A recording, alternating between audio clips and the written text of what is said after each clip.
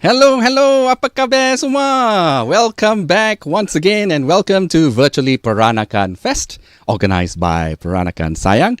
Nama gua Elvin Un. It's a pleasure to be your host for this 2-day virtual online festival featuring all things Peranakan. This program was created for all babas and nyonyas around the world and for those of you who love the culture to remember, reconnect, realize, rejoice and reveal more about our Peranakan culture. So please feel free to comment and ask questions in the comment section of the YouTube or the Facebook page. We will try our best to answer all your questions. Of course, there's so many people watching. We will try our best. Kita huahi bila baba nyonya ada komen atau ada tumpan tanya, please do ya. It's a virtual Peranakan journey and discovery. So Kamsia very much. Thank you very much for joining us on this program. Now for this show, we are going to Malacca, Malaysia for a very special presentation of a festival that just concluded, baru habis in Malacca. It is called the Wangkang Festival. We have a very good friend who knows quite a bit about the Peranakan traditions and festival. Dia ambil banyak kang lah to make a lot of effort to put this presentation together for all of you. He was also my co-host during Peranakan Sayang's Mari Cakap-Cakap series that ran from May to July this year. So right now, please welcome my very good friend from Malacca. Please welcome Baba Cedric Tan. Hello, Ba. Hello, Pak Elvi. Apa khabar? Thank you for having me again. My pleasure. How is things in Malacca? Light rain, a bit cool, Very- but very humid. Otherwise, Things are pretty good. That's very good to hear. And we have so many people watching this program right now. So please say hello to all our kawan-kawan out there. Banyak orang say. Everybody, kamsahamnida banyak-banyak for joining us. Looking forward to share with you some information about the current one. Yes, there are people from Penang, from Singapore, from Japan, from all over the world. Somebody cakap longkang bukan wangkang. Apa ni? A lot of joker lah, our community, I tell you. Okay, so this very interesting presentation that you're going to share with us, can you share with, because I know there's a lot of photos that you want to share, and then there's also a lot of information that you like to share with all of us. Can you tell us a little bit about this? What's going to happen is that I'm going to talk a bit about the background of Wangkang, and then I'm going to delve into the ceremonies involved, and in particular, the part where we Peranakan played in this Wangkang. And for information, the Wangkang is rather nostalgic to many Malaccan-born Peranakan because our ancestors were directly involved in the organization as well as taking part in the religious events. Yeah, so I heard that it happens in Malacca and it also happens in Kuching. Is that right? Correct. Only 2 states in Malaysia, but I think the last one in Kuching was in 1934, something like that, and was never held anymore after that. But at the turn of this century, Malacca reenacted the Wangkang Festival again in 2001, then in 2012, 2017, and also this year. So there are more people coming on board to watch our program. There are people from, of course, from Subang Jaya, from New Zealand. Hello everybody. Wow, banyak from Tangkera also ada nearby. Okay, so a lot of friends. So maybe we should get the presentation started because we've got a lot to get through and we hope that we can finish on time. So for those of you who are watching the show right now, kalau ada tumpang tanya, you got questions that you want to ask, please type it down in the comment section and then you can find out more information from Cedric. Okay, so we're going to show you some slides and Baba Cedric will talk and let us know more. All right. You can take your well-deserved rest for a moment, Elvin. I'm going to delve into the Wangkang ceremony right now. So let's start off with the first video. This is the Wangkang picture taken in 1933. Wangkang is basically a Chinese word, Wangchuan, that is the royal barge. And on this barge would be the Wangkang or the Ongyas, sorry, Ongyas, that is basically the deities that summoned the organization of this particular ceremony. And normally on this ship too, they will be joined by other deities like Macho, the goddess of the sea. Also the Tiongkun. The Tiongkun is basically the commander of the army. And then also the Tuaji Ape, that is the tall uncle and the short uncle, the second uncle. They are basically people who escort the dead to the other world. And at the bottom part of the vessel, there would be supplies for those people that boarded the vessel. And basically the vessel would be the vehicle for spirits, basically for bad spirits or negative elements, to sort of like, to be converted into a good role model. So basically they have a chance to redeem themselves so that they can perhaps be born to a better life next time. So they will be, we will place them onto this boat, and they're supposed to like row away under the command of the Omyas. This is the picture of the Wangkang held this year, together with the two sampans along the sides. Now, why do we conduct Wangkang? In short, basically, in a few words, Polai Haiku. So that means basically when you remove that element, you can then usher in prosperity and peace. So when you remove pests, viruses, things that causes trouble, therefore you create a conducive, space for peace, prosperity, or growth to take over. And this only happens during intercalary year. That means a year where there is 13 Chinese lunar months. So basically, it's very unstable. Things are not like things needed to be readjusted. So that's where we would normally hold a Wangkang. And if you look through the years that Wangkang have been celebrated, you notice that they were held normally during times of trouble. For example, 1919 is basically at the end of World War I, and there was already sign of economic boom. So the Wangkang was held then. And in 1933 was the Great Depression.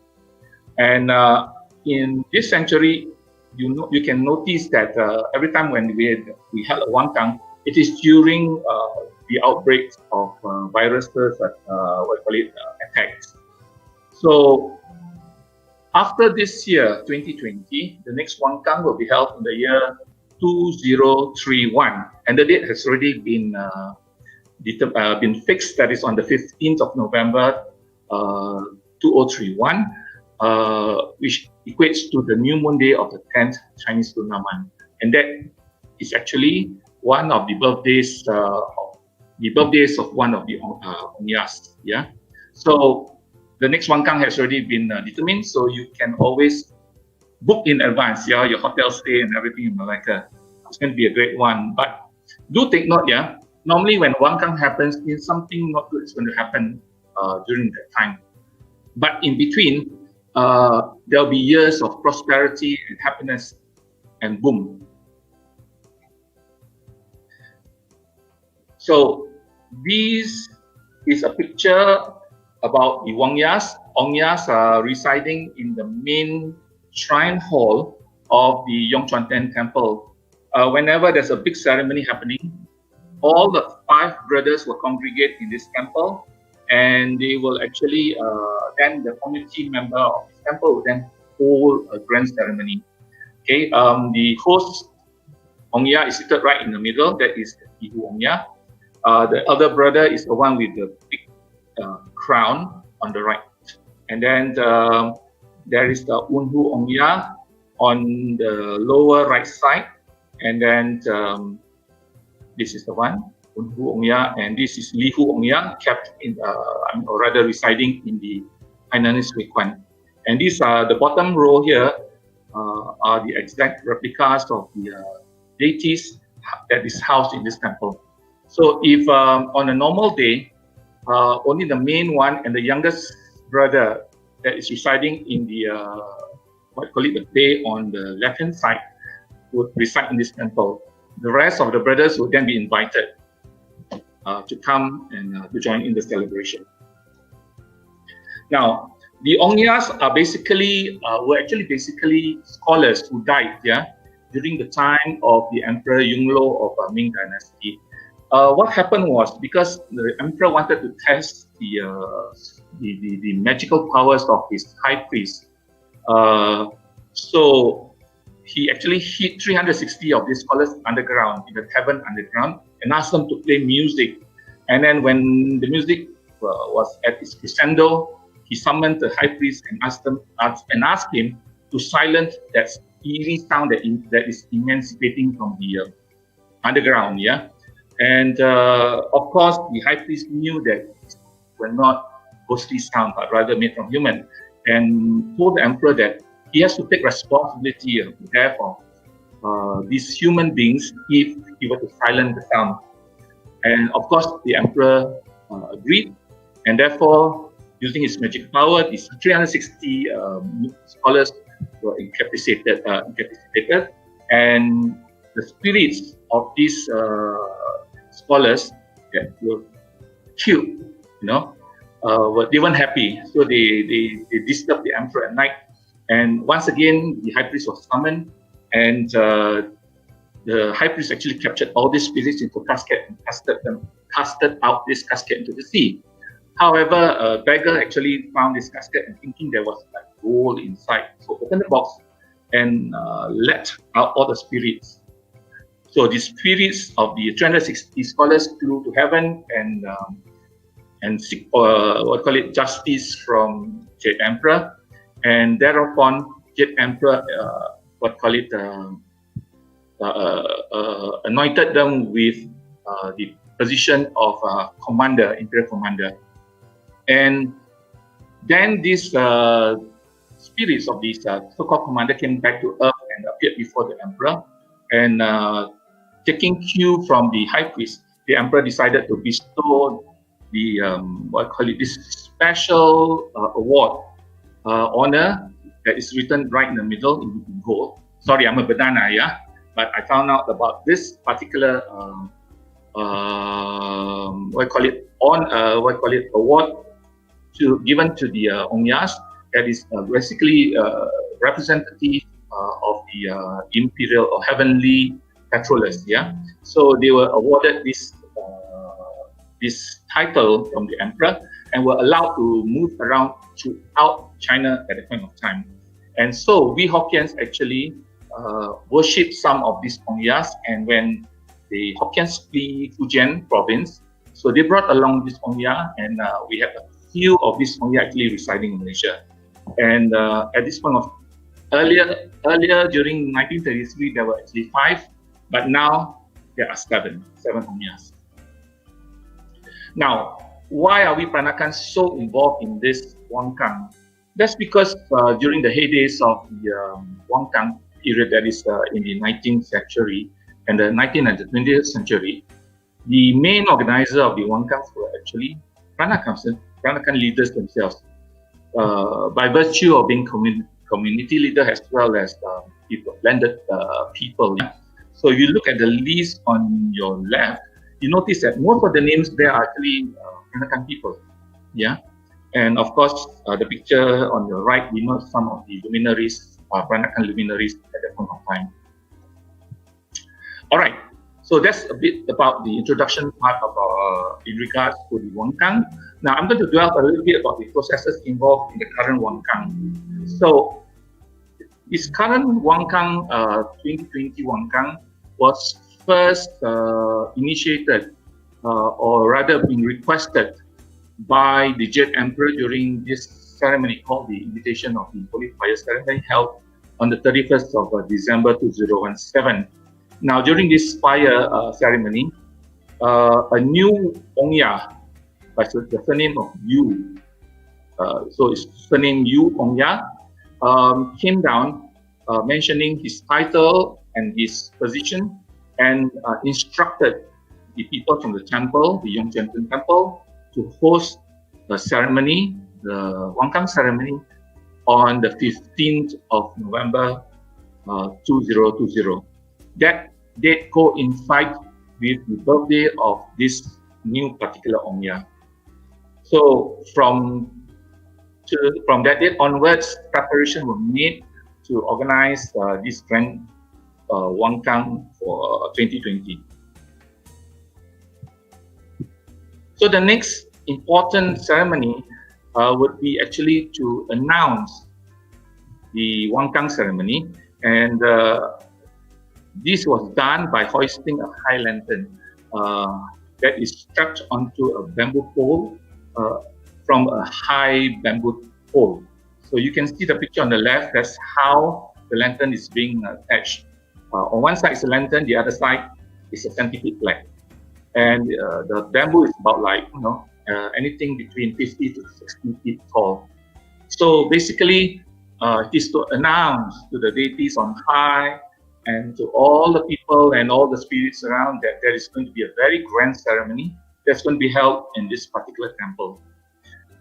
This bamboo pole has been erected right in front of the shipyard, or we call it the area where the Wangkang is being made. But 3 more bamboo poles were also erected at the main entrance of the temple and within the temple premises when the ceremony started a week before the Wangkang Festival.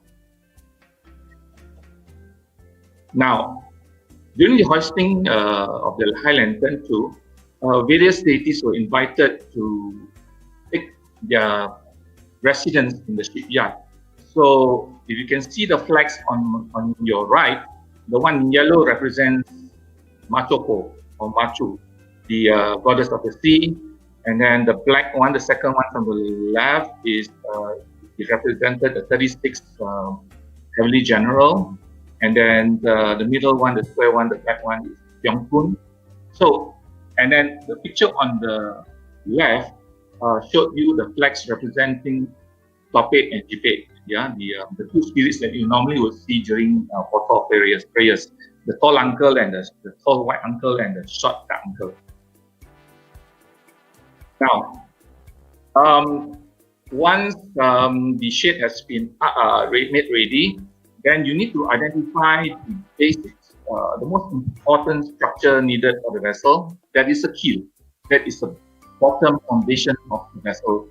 So here, this cypress tree has been identified by Omya, and coincidentally, this tree was about to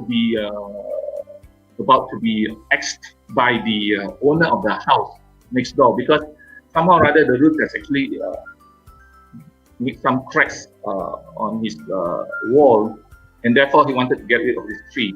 So when Omya found out about this, he appeared before a boy and asked this boy to let the community know that this tree is now available and will be a good material for the keel.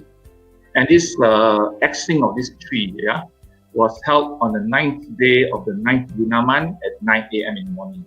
And coincidentally, the house number is also 9999, and the owner of the house was paid the value of 999 ringgit for the tree.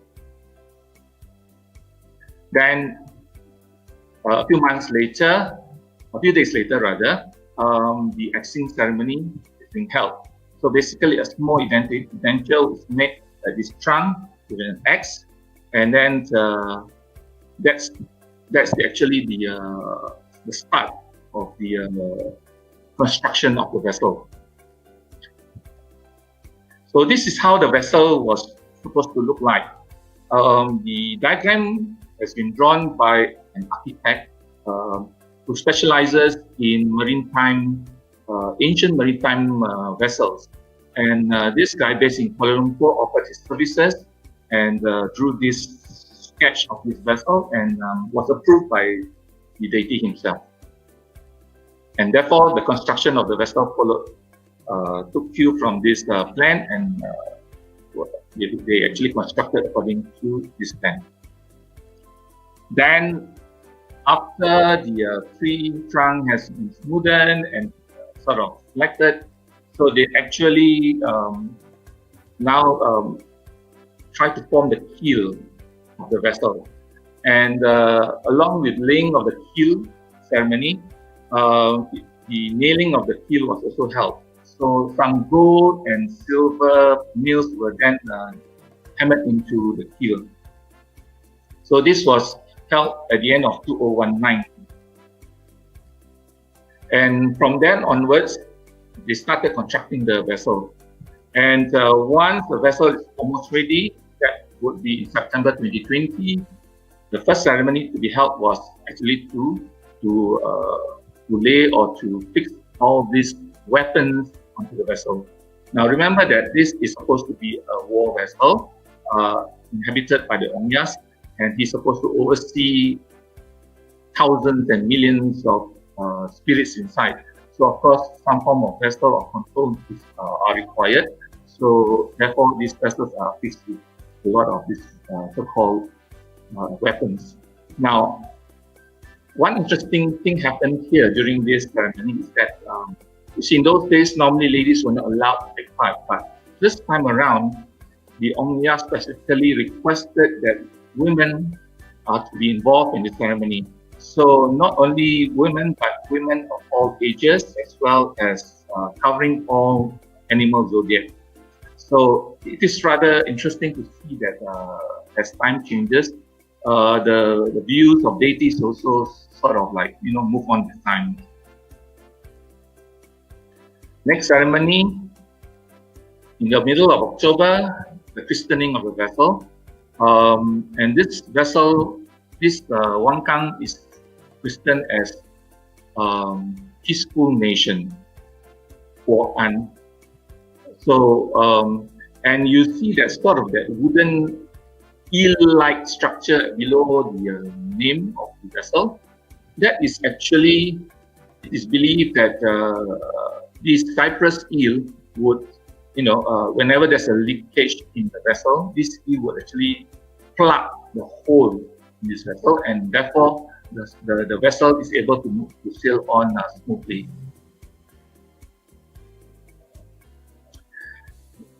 Next ceremony is basically to fix the final position of the vessel in time for the main ceremony.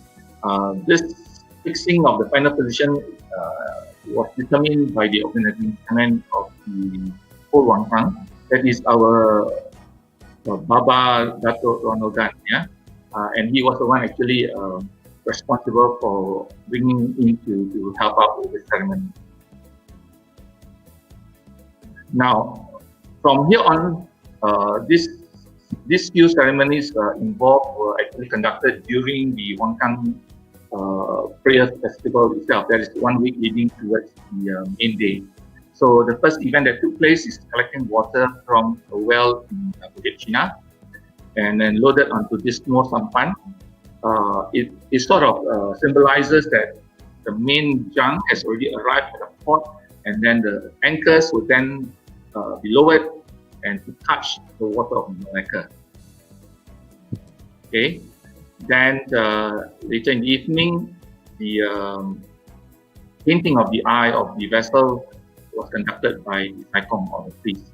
Okay, not only the figurehead has been, we call it Tiang Mata, but also the eyes at the side of the vessel, that is like this. This is also the eye of the vessel. That too are being painted. Then, starting from that day onwards, from the 8th of November onwards,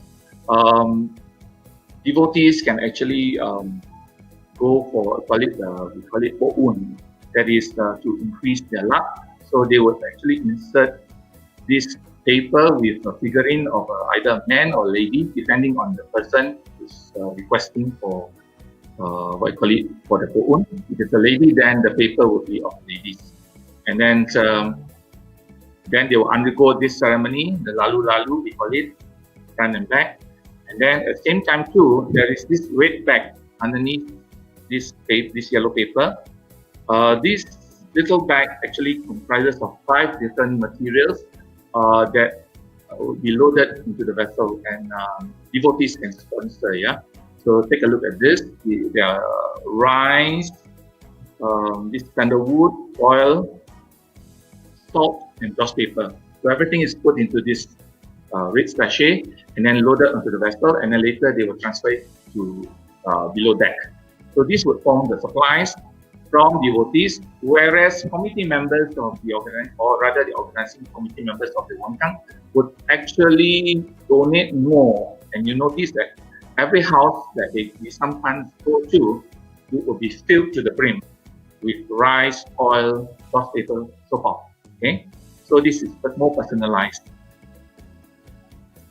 Then now that all those earlier mentioned were more related to the vessel, this next few pictures will be related to the grand prayer held during the Wangkang Festival itself, and this forms a core of the we call it the rituals that is involved in Wangkang. It involves daily prayer besides to the Wangkang, but also to the Jade Emperor. So this is the main altar constructed above the main entrance of the temple. There's this long platform, and then there is this huge paper pavilion, 5 pavilions over there, and form a very beautiful skyline above the main entrance. And the offerings were laid on the table below here. And there will be regular prayers by the priest, and leaders of the community would then be dressed in this uniform, and they will be asked or requested to offer incense on the platform, and all the retinues will be right on the ground floor, arranged according to our SOP, the COVID-19 SOP, and they will also pay homage to the Jade Emperor. So these are the 2 tall bamboo trees to alert the deities on high that this grand ceremony is happening in the temple.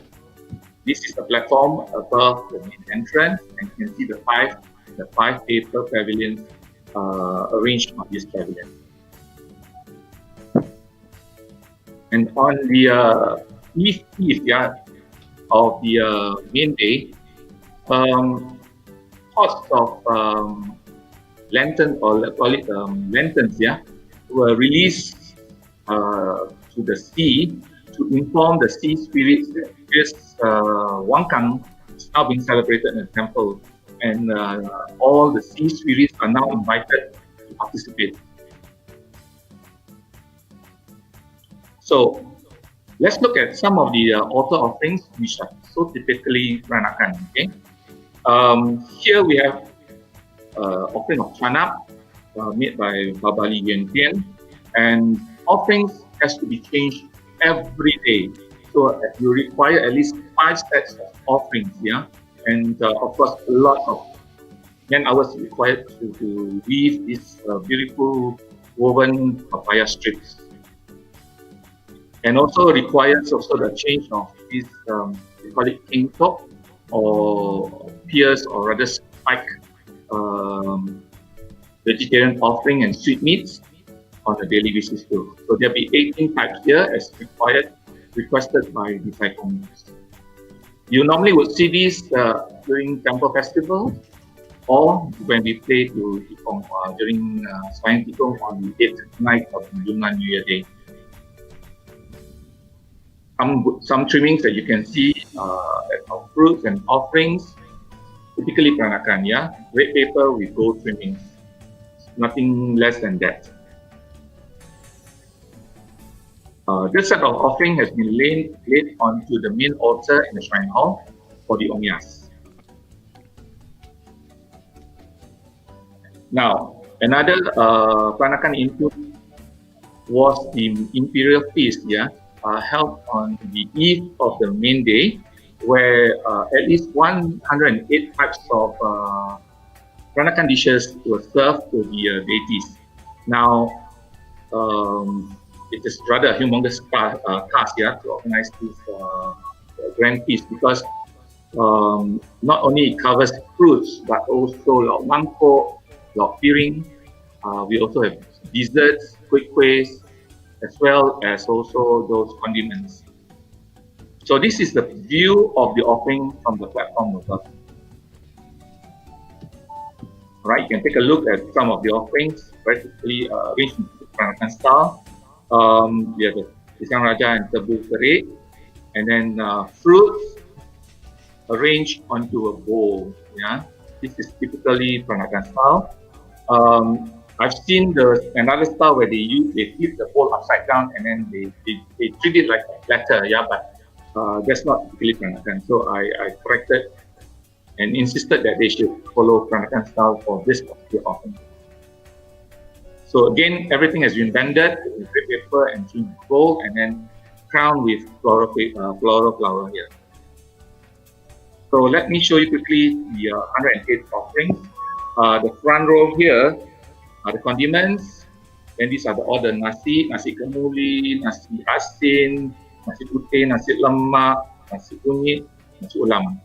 And then here are all the main important lauk piring, that is bossing, the 5 sacrifices and noodle. And behind that, 24 lauk mangkok. Then we have 24 lauk pirings, as you can see here. Sorry.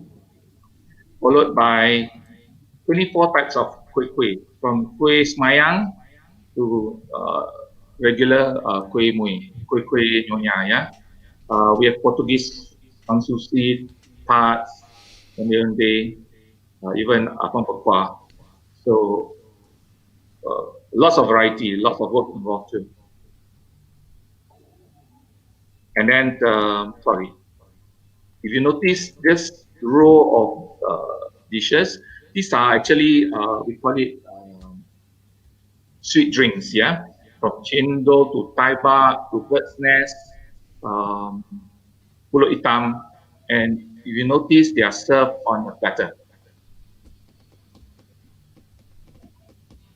And the front portion will be all the boba. So even though this is supposed to be like a meal setting, but we have already arranged this whole 108 sort of dishes according to like a Smayan style. Yeah, from fruit in front, then the cakes, then the main courses. And in the evening, we had the Semayang Hoki, or we call it Semayang Rebut. It's basically a prayer for all the roaming spirits out there. It's like a bon voyage dinner for people before they board the vessel. So here we have the Peranakan style again, comprising of 12 lauk mangkok. And please take note, that here we actually utilize lauk semayang, or ancestral worship food. Yeah, and this lauk mangkok, lauk semayang, differs from what we have served in a day, which comprises of lauk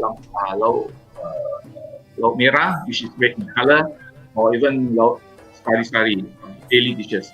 So we sort of separated the two categories. Yeah, we do not want to mix, because we want to make sure that when we talk about the date, there is a specific set of dish. We call it lauk semayang for the date. Yeah, and here we have even numbered types of kuih and fruits. There is 12 types of fruits and 14 types of kuih here, because we got extra kuih, and 12 lauk piring as well.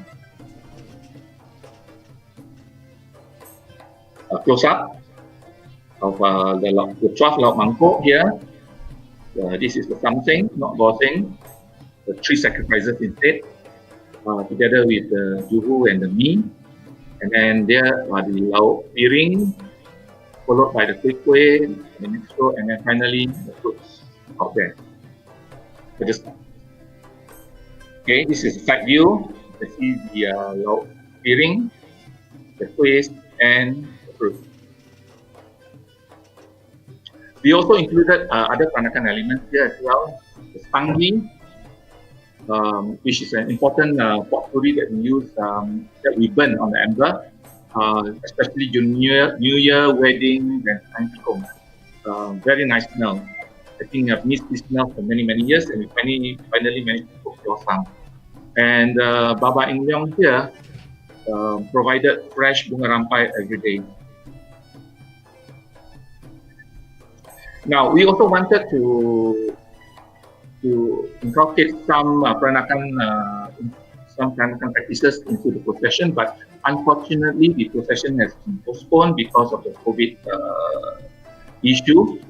But I'm just showing you what we intended to do, and this section was actually handled by Baba Daniel Ang, and which sort of like mimics what happened, the procession that was organized by the in Temple in Malacca. So that is also another Peranakan temple. So we have the lanterns and the Chinese behind, and here we have the Saroni band.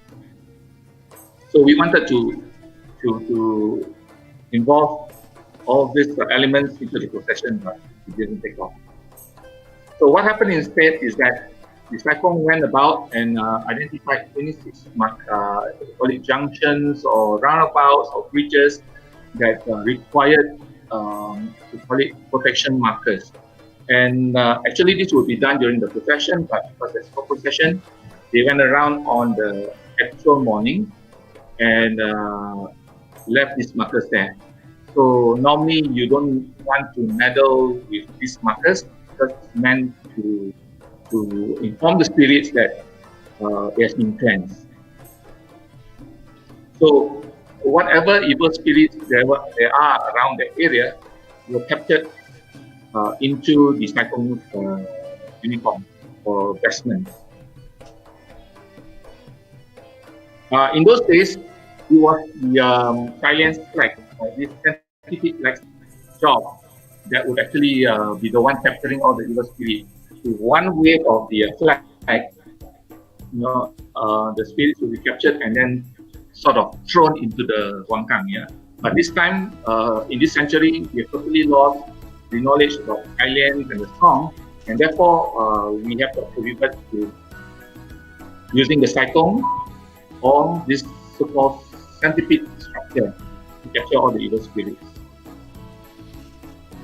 And accordingly to the plan, the sending off of the Wangkang will be held on the final night itself at Pulau Malacca.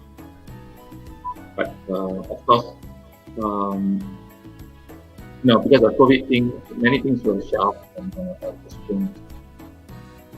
All right, so with that, I'd like to end my sharing here with some of the gifts given to devotees.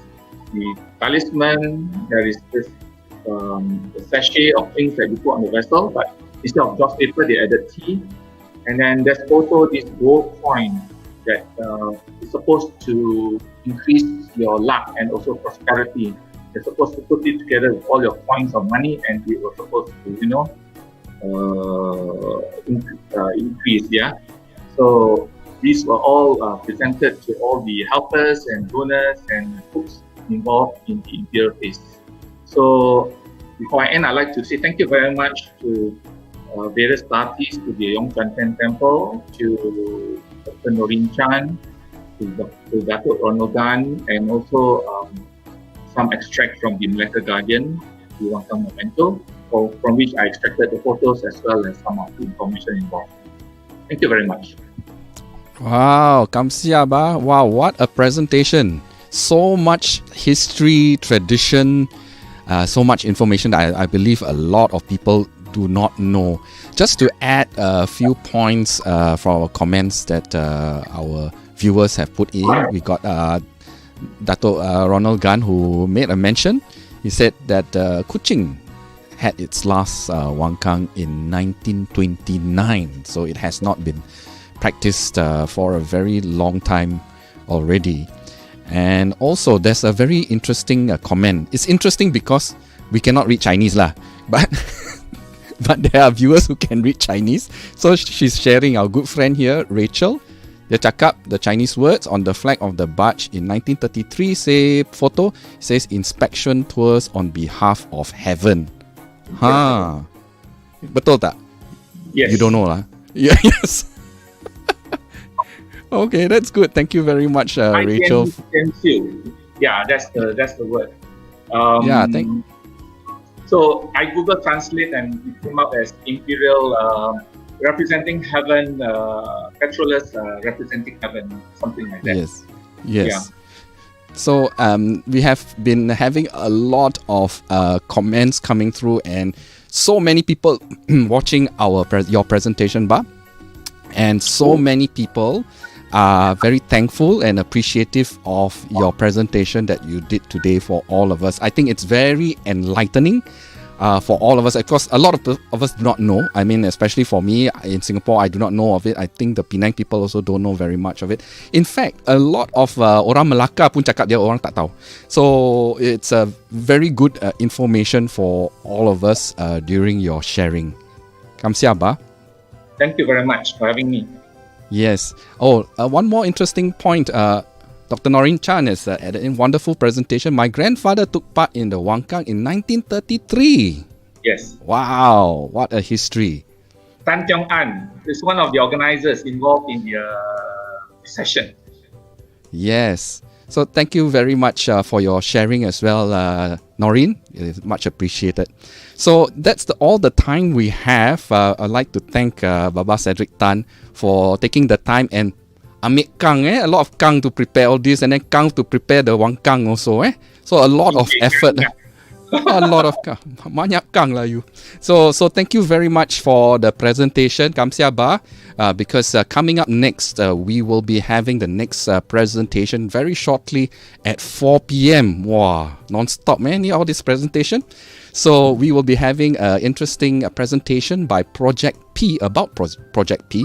It's about engaging our youth and getting people involved. So those of you who are interested to get involved in upcoming projects, please join in the next link that is up at 4 p.m. So that's the end of this particular presentation. We hope you enjoyed yourselves. On behalf of Cedric, Kamsia everybody. Thank you. Have a good time. Take care. We'll see you later. Bye-bye.